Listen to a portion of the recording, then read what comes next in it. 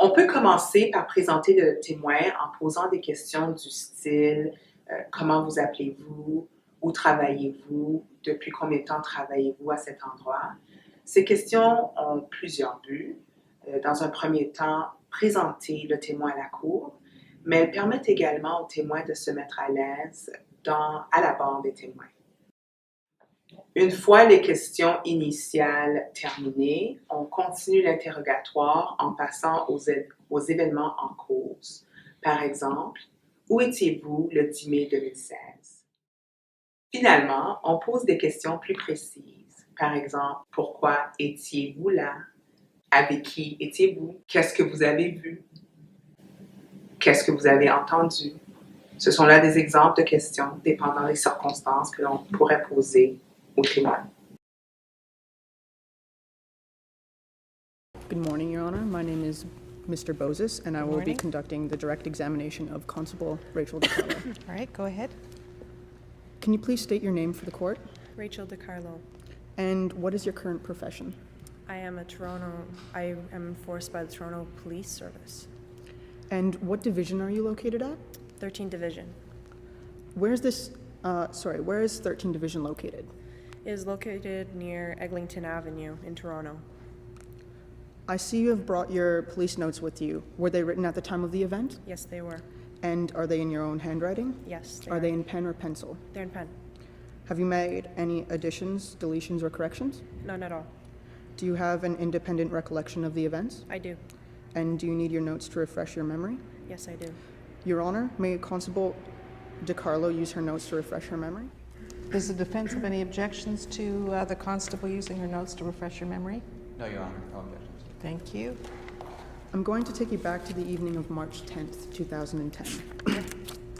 What were you doing at approximately 7 o'clock p.m.? At about 7 o'clock, I was called down to inspect an assault and a robbery near Eglinton Avenue. Can you describe the crime scene and its surroundings? Well, about 10 meters before the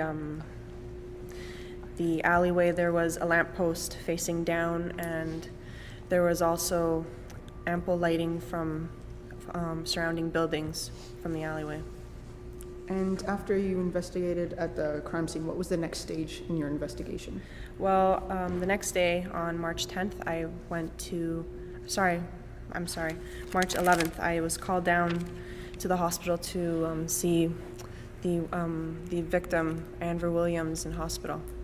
And can you describe the appearance of Mr. Williams at the time of the interview? Well, he was bruised, black eyes, broken nose. He was bandaged up on his ribs and lying on the hospital bed. And what happened during this interview?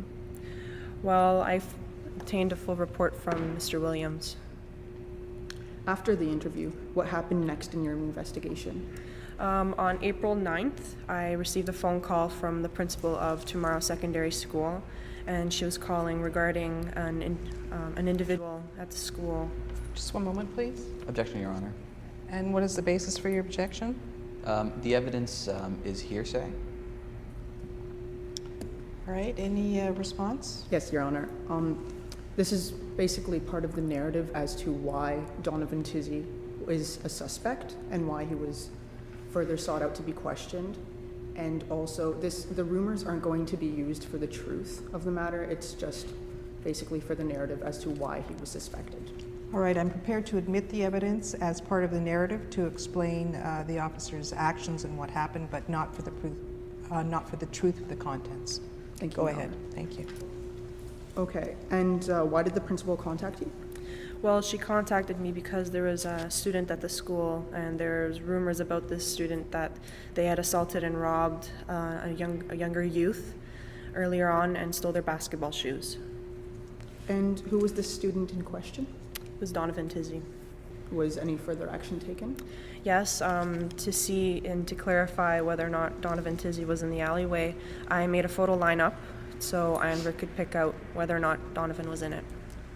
And how did you construct this photo lineup? Well, basically the photo lineup had 6 individuals, all male, and they had similar characteristics such as jawline, facial features, hair color, eye color, and skin tone. And did Mr. William recognize anyone in this photo lineup? Yes, he picked out, his first choice was Donovan Tizzy. Okay. And what happened on April 10th, 2010? Well, I went to the apartment building of Donovan Tizzy to ask him a few questions, and outside of the apartment, I did find a pair of basketball shoes that matched the exact description of Andrew Williams' stolen basketball shoes. And can you describe these basketball shoes? Well, they were high tops, and they were black, white, and red. Your Honor, may I please approach the witness? Go ahead. Are these the basketball shoes that you obtained? Yes, they are. Your Honor, may these be entered as an exhibit as the witness has identified them as the stolen goods? Any objection? No objection, Your Honor. All right, thank you. Go ahead. Those will be entered as an exhibit then.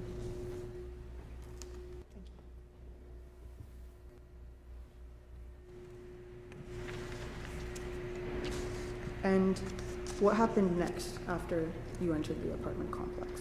Well, I arrested Donovan Tizzy for assault causing bodily harm and for robbery. And as we were leaving the apartment, I picked up the basketball shoes and put them in a sealed evidence bag. And I put them in my locker until I brought them to court today as evidence. Okay, no further questions, Your Honor.